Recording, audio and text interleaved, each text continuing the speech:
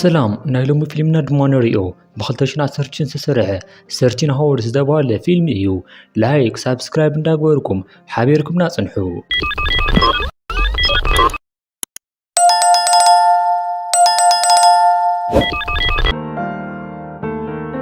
ፊልምና ትጅምር ጋዳፊ ካብ ስልጣን ምእላዩ ስዒቡ ዕጡቋት ነዚ ዝዓበየ ናይ መሳርሒ መዓስከሩ ኣብ ዝወረረሉ እዋን እዩ ነይሩ። እዚ ድማ ኣብቲ ከባቢ ንዝነበሩ ዕጡቋት ናይ ሰራዊት ልዕልና ክሕዙ ይገብሮም። በዚ ምክንያት ድማ ቤንጋዚ ኣብ መሬት ካብ ዘለዎ ሓደገኛ ቦታ ሓንቲ ትኸውን። ካብ ናይ ኣሜሪካ ኤምባሲን ካብ CIA ቢሮ ወፃኢ ኩሎም ዓለም ለኻዊ ኤምባሲታት ይዕፀው። ኩሎም ድማ ኣብ ትሕቲ ሓለዋ GRS እዮም። ድሕሪ ዝኾነት ናይ GRS ማለት እውን ግሎባል ሪስፖንስ ስታፍ ኣባል ዝኾነ ናብ ጃክ ሲልቫ ናብ ቤንጋዚ ይኸይድ። ካብኡ ድማ ናይ GRS ሓላፊ ዝኾነ ሮን ካብ መዕርፎ ኣየር ይቕበሎ። እዞም ኣዕረኽቲ ምስ ተራኸቡ ናብ ቤዞም እንዳኸዱ እንዳሃለው ኣብ መንገዲ ተኽሲ ይሰምዑ። ካብኡ ድማ ከይሓሰብዎ ኣብቲ ከባቢ ዘለዉ ዕጡቓት ይክበቡ። ሮን ድማ ሓገዝቲ ንክመጽዎ ናብ ቤዚ ይድውል። እንተኾነ ግን ናይ CIA ሓላፊ ቦብ ናይሮቢ ሰባት ነዚ መዓስከር ገዲፎም ክወፁ ከም ዘይኽእሉ ይነግሮም። እዞም ዕጡቓት መኪኖም ንክፍትሹን ንከወርድዎም ይፍትኑ። እንተኾነ ግን ሮን እንተ ደኣ ክወድዎም ፍቲኖም ናይ ድሮን ምጥቃዕቲ ከም ዝፍጽመሎም የፈራርሖም። በዚ ድማ እዞም ዕጡቓት ይፈርሑ እሞ ንክኸዱ ድማ ይፈቕድሎም። ካብኡ ንድሓር ድማ ሮንን ጃክን ናብ CIA ጣብያ ይበጽሑ። ሕጂ ሮን ሰባቱ ንከይመፁ ምስ ዝኸልኸልዎ ምስ ሓላፊው ይበኣስ። እዚ ሓላፊ ድማ መልሲ እንትህቦ እዞም ናይዚ ከባቢ ሰባት ንባዕሎም እስካብ ዘስተኻኸሉ GRS ዝኾነ ነገር ክገብሩ ከም ዘይፍቀደሎም ይነግሮ። ወሲኹ ድማ ንሳቶም ተቆፂሮም ሰርሑ ደኣ እምበር CIA ኣይኮንኩምን ኢሉ ምስ ኣሰናበቱ ጃክ ጂስት ታንቶ ቲኮ ቦንን ዝተባሃሉ ዝቐረዩ ኣባላት ጉጅሉ ይረኽቦም።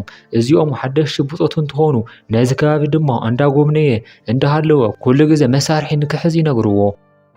ካብኡ ድማ ናብ ሓደ ክፍሊ ይወስድዎ እሞ ኣብኡ ድማ ስለ ቤተሰቡን ስለ ቤትን ክሓስብ ይጅምር። ድሕሪ ሒደት እዋናት ጃክ ምስ ሓላፊኡ ይራኸብ። ንሱ ድማ GRS ኣብ ዝክርከብ ዝደለየ መንግስቲ ደኣ እምበር ንሱ ከም ዘይኮነ ይነግሮ። ንሱ ምስዞም ናይ ከባቢ ሰባት ዘይምርዳእ ክፈጥር ከም ዘይደልን GRS ካብ ናይ CIA ሰራሕተኛ ክርሕቕ ከም ዝደሊ ይነግሮ። ኣብዛ መዓልቲ ሮን ኦፊሰር ኬዝ ቫይነርን ጉልያን ከምኡ እውን ጁልያና ንኣዋርሕ እንዳተዳለውሉ ዝነበሩ ናይ ሊብያ ናይ ነዳዲ ትካል ስራሕ ፈጻሚ ምስኦም ንዝግበር ኣኼባ ንሰባቱ ሓበሬታ ይህቦም። ጃክ ናይ ጁልያና ኣባል መሲሉ ንክቐርብ እዩ ተሓሲቡ።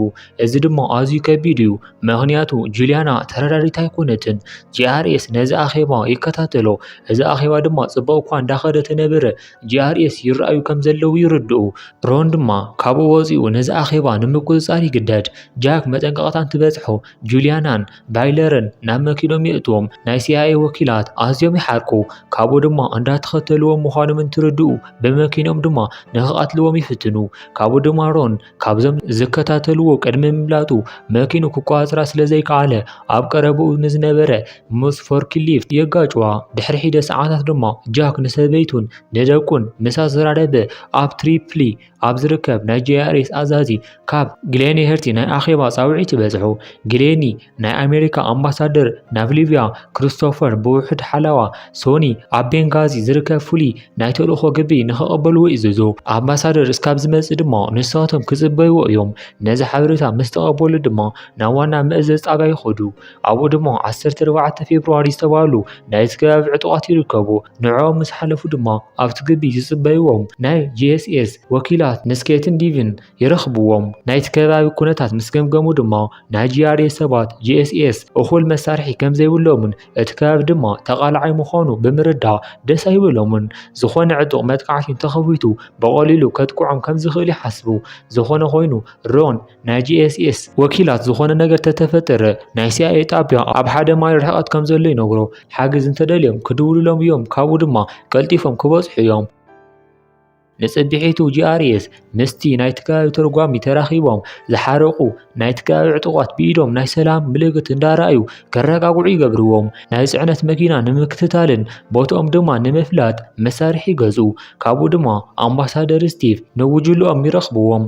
ካብኡ ድማ ንዲሞክራሲ ክበሃል ምስሊዋውያን ክሰማምዑ ከም ዘለዎም ሰፊሕ ዝበለ መግለጺ ሂቦም ዝበዝሕ ኣባላት ብእውነ እንዳተኸታተሉ ታንቶ ግን ይድቅስ ድሕሪ እዚ መደረ ድማ እዚ ሓላፊ ድማ ረኺቡ ብቑዕ ዘይኸውን እንተኾይኑ ናብ ገዝኡ ከም ዝልእኾ ይጠንቅቑ ካብኡ ድማ ጂአርኤስ ንኣምባሳደር ስቲቭ ምስ ናይ ቤንጋዚ ከተማ ከንቲባ ንዝገብሩ ኣኼባ ዓጂቦሞ ይኸዱ እንተኾነ ግን ከይተሓሰበ ብዙሓት ጋዜጠኛታት ብምምፅኦም ኣዝዮም ይድንግፁ ኣምባሳደር ድማ መደረኦም ይገብሩ እዚ ምድላው እውን ብሰላም ይውዳእ ኣብዛ መዓልቲ ድማ ጂአርኤስ ናይ ጂኤስኤስ ወኪላት ዕድለኛታት ከም ዝነበሩ የዘክርዎም ነዚ ድማ ምስ ገበሩ ጂኤስኤስ ንጂአርኤስ ኣብቲ ቦታ ዝርከቡ ናይ ክትትል በዓል ሞያ ንሻሙያን ስሚዝ የላልይዎም እሞ ካብኡ ድማ ጂአርኤስ ናብ ማዓስከሮም ይምለሱ ንፅቢሒቱ ናይ መስከረም 11 መጥቃዕቲ ዝፍፀመሉ መበል 11 ዓመት እንዳተኸበረ እንዳሃለወ እዚ ህዝቢ ድማ ከምቲ ልሙድ ተግባራቱ ይቕፅል ኣምባሳደር ድማ ነቲ ከባቢ ሊባውያን እንዳተዓዘቡ እንትርኢ ኣብቲ ቦታ ዘለዎ ውሕስነት ብምፍራሕ ይጭነቕ ብኻሊእ ገጽ ድማ ናይ ጂአርኤስ ኣባላት ምስ ቤተሰቦም ብስልኪ ይራኸቡ ኣብ ሰዓት ጃክ ቤቲ ጥንስቲ ምዃና ይርዳእ ድሕሪ ፋዱስ ድማ እዚ መዓልቲ ብሰላም ስለ ዝተወድአ እዛ መዓልቲ ፍልይቲ ትኸውን እንተኾነ ግን ፀሓይ እንዳጠለቐት እንትኸይድ ናይቲ ከባቢ ሰባት ጥይትን ሞርታርን ተጠቂሞም ነዚ መዓስከር የጥቅዕዎ ናብቲ ህንፃ ብምእታው ንዝረኸብዎ ነገር ብምትኳሶም ናይ ጂኤስኤስ ሰራሕተኛታት ኣዝዮም ይድንገዙ ኣብዚ ማእኸል መጥቃዕቲ ድማ ዊክላንድ ምስ ኣምባሳደርን ስሚዝን ናብቲ ዝኣምንዎ ክፍሊ ኣቱ እዚ ከምዚ ኢሉ እንዳሃለወ ናይ ጂአርኤስ ሰባት እዚ ዝፍጠር ዘሎ ይርእዩ እሞ ነቲ ኣምባሳደር ንምሕጋዝ ይዳለዉ እንተኾነ ግን እዚ ናይ ሲአይኤ ሓላፊ ኣብዚ ጉዳይ ስልጣን ከም ዘይብሎምን ጂአርኤስ ማለት ናይ መጠረሻ መማረፂ ምዃኑ ብምንጋር ኣብ ክንድኦም ፌብሩዋሪ 14 ዝበሃሉ ንክትክእዎም ይነግሮ እዚ ኩነት ዝፈለጠ ግሌን ናብ ቤንጋዚ ኣውሮፕላን ክመጽእ ይሓትት ብኻሊእ ገጽ እዞም ዕጡቓት መፍራሒ ብዝኾነ ኩነታት ናብቲ ዝተኣማመኑሉ ክፍሊ እንዳቆረቡ እዮም ናብ ቤዝ እንትንምለስ ድማ ታንቶ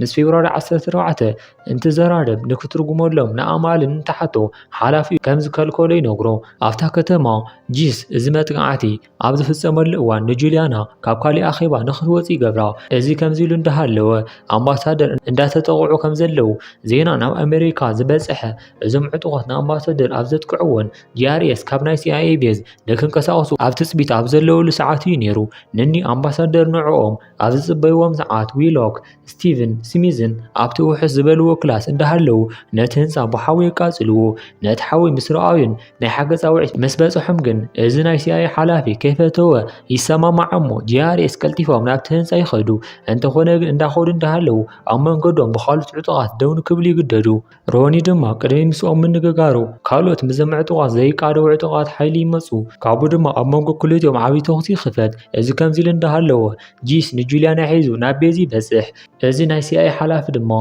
እቲ ህንፃ ንክዕፀው ቅድሚ ካብ መንገዲ ምውፅኦም ይእዝዝ ኣብ ተመሳሳሊ ሰዓት ሮም ምስ ብፆቱ ናብቲ ቆንስላ ፅሕፈት ቤት ማለት እውን ናብቲ ኣምባሳደር በፂሖም ምስ ናይ ፌብሩዋሪ 14 ዕጡቓት ይዋግኡ እዚ ኩሉ ድማ ነቶም ናይ ከባቢ ሰባት ክንደየናይ ዝተለመደ ከም ዝኾነ ተገሪሞም ይርእዩ ዝተፈላለዩ ዕጡቓት ምስ ኣለዩ ኣብ መጨረሻ ናብቲ ህንፃ ይበፅሑ ካብኡ ድማ ንስቲቭ ወይ ድማ ንስሚዝ ከይረኸብዎ ንዊክላንድ ጥራሕ ይረኽብዎ በዚ ድማ ጂአርኤስ ንስቲቭን ስሚዝን ንምርካብ ናብቲ ዝቃፀል ዘሎ ህንፃ ኣትዮም ንኽርእዩ ይግደዱ እንተኾነ ግን ንስሚዝ ጥራሕ ይረኽብዎ እንተኾነ ግን ንሱ እውን መይቱ እዩ ነይሩ ካብኡ ድማ ጂአርኤስ ነቶም ዝቐረዩ ናይ ጂኤስኤስ ሰባት እንትእክቡ ኣማል እዞም ዕጡቓት ንካሊእ መጥቃዕቲ ክእከቡ ከም ዝሓሰቡ ይነግሮም ጂአርኤስ ድማ ቅድሚ ምምላጦም ዝከኣልዎ ሰብ ይእክቡ ኣብዚ ማእኸል ካሊእ ወግኢ የካይዱ ካብኡ ድማ ጂአርኤስ ነቶም ዝቐረዩ ናይ ጂኤስኤስ ኣባላት ንምምላጥ ናብ መኪና የእትዎም ጃክ ንዊክላንድ ኣብ መንገዶም ምስ በፅሑ ናብ ፀጋማይ ንክዕፀፉ ናብ ቤዞም ድማ ንክምለሱ ንምግባር ይፍትን እንተኾነ ግን ዊክላንድ ነዚ ንምግባር ኣዝዩ ዝተረበሸ ይመስል እንተኾነ ግን ነዛ መኪና ተሲኡ ጂአርኤስ ንከምልጡ ይገብሮም ኣብዚ ሰዓት ግን ናብ የማናይ ብምዕፃብ ናብዞም ዕጡቓት ይኸዱ ኢድ ድማ ይህብን ስለ ዝበለ ከቢድ ተኽሲ እንዳተተኮሶ ንምምላጥ ይፍትን እዚ ኩሉ ተኽሲ ድማ መኪኖም ጥይት ስለ እትከላኸል ይሓልፍዎ ሕጂ ቅድሚ ጂአርኤስ ናብ ቤዞም ይበፅሑ ንሳቶም ድሕሪ ምብፅሖም ድማ ኣምባሳደር ከም ዝጠፍኡ ምስ ሰምዑ እዚ ሓላፊ ናብ መዕርፎ ኣየር ንምኻድ ተደለየ እኳ ሮን ግን ኣዝዩ ሓደገኛ ከም ዝኾነ ይዛረብ ኣብ ሰዓት ናይ ሓገዝ ፃውዒት ንክገብሩ እንተሓቶ ንሱ ግን ፃውዒት ሓገዝ ከም ዘየድልዮምን ካብዚ ክወፁ ከም ዘለዎም ይዛረብ ሮን ድማ ነዚ ትእዛዝ ኣይቀበልን ብምባል ሕጂ እቲ ሓላፊ ንሱ ከም ዝኾነ ይዛረብ በዚ ዝደንገፀ ሓላፊ ድማ ናይ ሲአይኤ ጉጅለ መልቃቆም ሓዱሽ ፕላን ይነግሮም ግሌን ናብ ቤንጋዚ በፂሑ ናብ ቤዙ ይኸይድ። ናብቲ ቤዝ ድማ ሕጂ እንትንምለስ ናይ CIA ሰባት ዶክመንቶም እንዳጥፍኡ ንምልቃቅ እንዳተዳለዉ ጂአርኤስ እዞም ዕጡቃት ተሓቢኦም ኣበይ ከም ዘለዉ ስለ ዝፈልጡ ንኻሊእ መጥቃዕቲ ይዳለዉ። ድሕሪ ሒደ ሰዓታት ድማ ሓደ ናይቲ ከባቢ ሰብኣይ መብራህቶም ንከጥፍኡ የጠንቅቖም። ምክንያቱ እዞም ዕጡቃት ኣብዚ ቦታ ምህላዎም ስለ ዝፈልጡ እዩ። ብዙሕ ከይፀንሑ ድማ ብዕጡቃት ከም ዝተኸበቡ ይርድኡ እሞ ንመጥቃዕቲ ድማ ይዳለዉ። እዞም ዕጡቃት ንመጥቃዕቲ ኣብ ጫፍ እንትበፅሑ ናይ ኢድ ቦምቢ ናብቲ ከባቢ ድርቢ እሞ እዚ ድማ ናይ ተኩሲ ልውውጥ ንክልዓል ይገብሮ። ካብኡ ድማ ዝኾነ ሓደጋ ከይበፅሖም ካብዞም ዕጡቃት ንባዕሎም ይከላኸሉ። እዚ ድማ ንእሽተይ ዓወት እዩ ነይሩ። ኣብዛ ምሸት ድማ ግሌን ኣብ መጨረሻ ቤንጋዚ ይበፅሕ። እንተኾነ ግን ናብቲ ቤዝ ንክኸይድ ገንዘብ ደልዮም ብዝከራኸሩ ዘለዉ ጀነራላት ምክንያት ይድንጉ። ናብቲ ቤዝ እንትንምለስ ጂአርኤስን ናይ ጂኤስኤስ ኣባላት ሓለዋ እንዳገበሩ ካብ መጥቃዕቲ ድማ እንዳተኸላኸሉን ናይ CIA ወኪላት ሓገዝ ምፅዋዖም ይቕፅሉ። ሮን ድማ ከም ዝሕግዞ ይነግሮሞ ንክሕወሶም ድማ ፍቓድ ይህቦ። ብኻሊእ ገጽ ድማ ኣማንን ጁልያናን ንግሌን ናብ ቤዝ ንክመፁ ምስ ኣዘዞም ጀነራላት ይደራደሩ። ግሌን ኣብ ቤንጋዚ ከም ዘሎ እንተኾነ ግን ነቲ ከባቢ ስለ ዘይፈልጦ ናብኡ ክበፅሕ ከም ዘይኽእል ሮን ይርዳ። ሮን ወሲኹ ናይቲ ከባቢ ሰበስልጣን ሓገዝ ንምሕታት ይፍትን። እንተኾነ ግን ክሕግዝዎ ኣይደለዩን። እዚ ከምዚ ኢሉ እንዳሃለወ ኣብቲ መዕርፎ ኣየር ግሌን ናይ ቤዝ መጥቃዕቲ ብምድንጓዩ ምክንያት ሓደ ሰብ እንተይሞይቱ ንኩሎም ከም ዝቆትሎም ነዞም ጀነራላት ይጥንቅቖም። ናብቲ ቤዝ እንትንምለስ ድማ እቲ ናይ CIA ሓላፊ ስቲቭ ኣብቲ ከባቢ ዝርከብ ሆስፒታል ከም ዘሎ ይሰምዕ። እዚ ከምዚ ኢሉ እንዳሃለወ ጁልያና ንጂስ ኣብቲ ዚንጎ ረኺባ ዝብላዕ ነገር ትህቦ። ካብኡ ድማ ንሱ ካብ ኣሜሪካ ሓገዝ ረኺቦም ተኾይኖም ይሓታ። ንሳ ግን ክረኽቡ ከም ዘይከኣሉ ትነግሮ። ጂስቲ ድማ ንሰባታ ክትናገር ይነግራ። ብኻሊእ ገጽ ታንቶ ንኣማን ድሕንነቱ ሓልዩ ንክኸይድ ንከእምኖ ይፍትን። ኣማን ግን ሕጂ እውን ኣብ ውሽጡ ከም ዘሎ ይኣምን። ጃክ ግሌን ቅድሚኦም ናብቲ ክኸይድ ከም ዝኽእል እንትነግሮም ካሊእ ናይ ዕጡቃት ማዕበል ድማ ናብቲ ዘለዎ ይመፁ ከም ዘለዉ ይርዩ። ድሕሪ ሒደ ደቂቕ ድማ እዞም ዕጡቃት መጥቃዕቲ ይኸፍቱ። ንእሽተይ ፀኒሑ ድማ እዚ መጥቃዕቲ ደው ይብል። ጂአርኤስ ድማ ንኻሊእ መጥቃዕቲ ይዳለዉ። ጃክ ድማ ኣብ ዘይፈልጦ ኩናት ኣብዚ እንተሞይቱ ቤተሰቡ እንታይ ክስምዖም ከም ዝኽእል እንዳሓሰበ ከም ዝጨነቆ ይገልፀሎም። ንምንታይ እውን ናብ ገዝኡ ከም ዘይኸይድ ይሓስብ። በዚ ምሕሳቡ ደዋ የበለን። ደቀይ እውን ካሊእ ሰብ ክዕብዮም እዩ እንዳበለ ይሓስብ።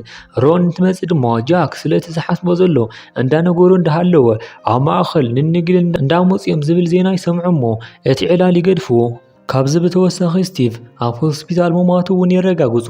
ነዚ ምስ ሰምዑ ድማ ካብ ናይ ቀጻሊ መጥቃዕቲ ክድሕኑ ከም ዘይኽእሉ ብምርዳእ ንዝመፅእ ማዕበል ንባዕሎም የዳለዉ። ድሕሪ ሒደ ሰዓታት ድማ ግሌን ምስ ሰባቱ ምስ ሓደ ናይ ሊብያ ወተሃደራትን ናብኦም መፂኡ ናይ ጉጅሎም ሞራል ይለዓዓሉ። እንተኾነ ግን ኣብ ተመሳሳሊ ግዜ ካብዚ ዝወፁ ሰባት ስለ ዘለዉ ዕረፍቲ የለን። ግሌን ድማ ሕጂ ካልእ ተወሳኺ መኪና እስካብ ዘምፁ ኣብዚ ቤዝ ንክፀንሑ ይነግሮም። እንተኾነ ግን ግሌን ምስ ወፁ እዚ ቤዝ ብሞርታርን ብከበድቲ መሳርሕታትን መጥቃዕቲ ይበፅሑ። ሕጂ ድማ ጂስት ብሞርታር ይቆስል። ሮን ድማ ናይ ጂስ ምቁሳሉ ርዩ ንምሕጋዝ እንትፍትን ሮን ተወቂዑ ይመውት። በዚ ጥራሕ ኣይብቅዐን ውቤ እውን እግሩ ይህረም። ጃክ ድማ ኣብ ቀረቡ እንዳበኸ እዩ። ቲክ ኣብ ናይ ሮን ሬሳ ኮይኑ ይጽሊ። ጂስ ናብ ቤዙ ተመሊሱ ናይ ሕክምና ሓገዝ ይረክብ። እግሩ ዝተሃረመ ውቤ እውን ይስዕቦ። እዞም ሰባት ካብዚ መጥቃዕቲ እንዳዕረፉ እንዳሃለዉ ካሊእ ዓብዪ ናይ ሊብያ ሰራዊት ናብዚ ቤዝ ይመፅእ ከም ዘሎ እንትፈልጡ ኣዝዮም ይድንግፁ። ንመጨረሻ ኩናት ንባዕሎም ኣዳልዮም ታንቶ ነብሲ መጎዘራዊዎ ክወድቕ ይብል።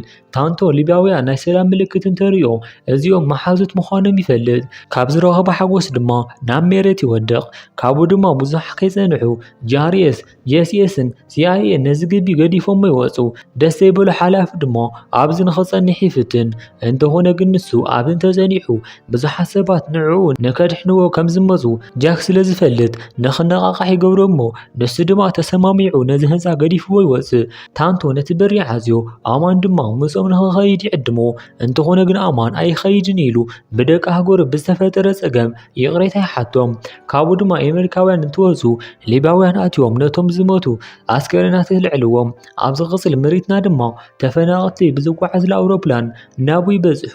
ጁልያንን እቲ ኣዛዝን ዝገብርዎ ኣገልግሎት ንጃክ ጂአርኤስን የመስግንዎም ካብኡ ድማ ታንቶ ኣብ ቀረባ ንዘለዉ ንፌብራሪ 17 ዕጡቓት ናይ መኪኖም ቁልፊ ሂቦሞ እዞም ናይ ነፃነት ተዋጋእቲ ድማ በዘን መካይን እንዳተሓጎሱ ይኸዱ ካብኡ ድማ እቶም ዝቐረቡ ጂአርኤስ እዚ መጥቃዕቲ ሃንደበታዊ ከም ዘይነበረን ቅድሚ መጥቃዕቲ ፕላን ከም ዘውፅኡ ይግምቱ እንተኾነ ግን ኣብዚ መጥቃዕቲ እውን ዓርሲ ብዓርሶም ክተኣማመኑ ብምኽኣሎምን ናብ ገዝኦም ብምኻዶምን የመስግኑ ንሊብያ ቅድሚ ምልቃቖም ድማ ጃክ እቲ ዝተፈጠረ ነገር ንሰበይቲ ነግራ ወሲኹ ድማ ሮን ከም ዘይተረፈን እዚ ድማ ናቱ ናይ መጨረሻ ኣስገዳድ ክኸውን ከም ዝኽእል ይነግራ ካብኡ ድማ ቅድሚ ሊብያ ምልቃቖም ናይ ሓርኩ ሬሳ ንመጨረሻ ግዜ ይሪኦ እዚ ኩሉ ዝተፈፀመ ድማ ሊብያ ብዓለም ሙሉእ ውግዘት ከም ዝበፅሓ ድሕሪዚ ሚሽን ድማ ዝበዝሑ ወታደራት ካብ ኣገልግሎት እንዳወፁ እንዳርኣና ፊልምና ኣብዚ ትውዳእ ፊልምና ትፈትኹም ኣይግበረዋ ናዛ ቻናል ሓደሽ ዝኾንኩም ሰብስክራይብ ምግባርኩም ኣይትርስዑ ሰላም ንረህዋን ህዝብና ፀጽብቑ ንዓኹም ሰብስክራይብ ድማ ንዓና